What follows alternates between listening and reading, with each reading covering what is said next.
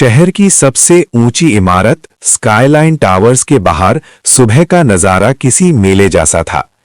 महंगी गाड़ियों से उतरते अधिकारी और उनके हाथ में महंगे लैपटॉप बैग उनकी सफलता की गवाही दे रहे थे। उन्हीं के बीच एक साधारण सा लड़का फटी हुई जीन्स और धूल भरे जूतों में खड़ा था। उसका नाम आर्यन था। गेट पर खड़े गार्ड ने उसे देखते ही टोक दिया और कहा कि पिछवाड़े के रास्ते से जाओ, सफाई वालों की जगह वहां है। आर्यन ने बिना कुछ कहे अपना सिर झुकाया और चुपचाप कचरा उठाने वाली ट्रॉली थाम ली। दरअसल आर्यन इस पूरी प्रॉपर्टी का इकलौता वारिस था, जो लंदन से बिजनेस मैनेजमेंट की डिग्री लेकर लौटा था। उसके पिता ने उसे वसीयत सौंपने से पहले एक शर्त रखी थी कि उसे 1 महीने तक अपनी पहचान छिपाकर सबसे निचले स्तर पर काम करना होगा, ताकि वो जमीनी हकीकत समझ सके। ऑफिस के अंदर सुमित नाम का एक मैनेजर था, जो अपनी बदतमीजी के लिए मशहूर था। उसने आर्यन को देखते ही चिल्लाकर कहा कि अंधे हो क्या, यहां कॉफी गिर गई है और तुम खड़े देख रहे हो। आर्यन तुरंत घुटनों के बल बैठकर फर्श साफ करने लगा। सुमित ने जानबूझकर अपना जूता आर्यन के हाथ पर रख दिया और हंसते हुए बोला कि तुम्हारी औकात बस मेरे जूतों की धूल साफ करने की है। आर्यन के मन में गुस्सा तो था, लेकिन उसने संयम बनाए रखा। उसे बस ये देखना था कि सत्ता के नशे में लोग अपनों से छोटों के साथ कैसा व्यवहार करते हैं। उसी ऑफिस में एक बुजुर्ग महिला मौसी पिछले 20 सालों से चाय पिलाने का काम करती थी।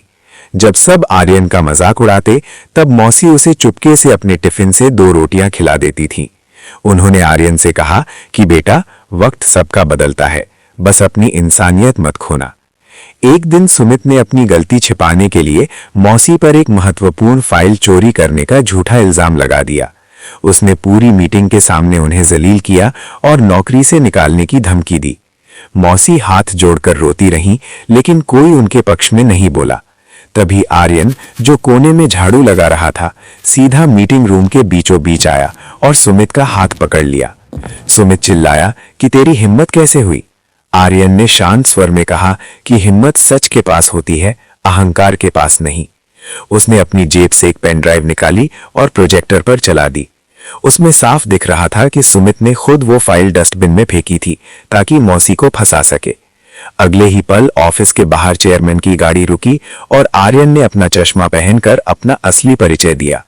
सुमित के पैरों तले जमीन खिसक गई। वो आर्यन के पैरों में गिरकर माफी मांगने लगा, लेकिन आर्यन ने उसे रोक दिया और कहा कि जो इंसान बुजुर्गों का सम्मान नहीं कर सकता, वो मेरी कंपनी चलाने के लायक नहीं है। उसने सुमित को तुरंत बर्खास्त कर दिया और मौसी को कंपनी का वेलफेयर हेड बना दिया, ताकि भविष्य में किसी भी छोटे कर्मचारी के साथ अन्याय ना हो। आर्यन ने सबको सिखा दिया कि लिबास से किसी की शख्सियत नहीं मापी जाती, असली रुतबा तो दिल की अमीरी से होता है। उस दिन के बाद स्काईलाइन टावर्स में कोई छोटा या बड़ा नहीं रहा, बल्कि सब एक परिवार की तरह काम करने लगे।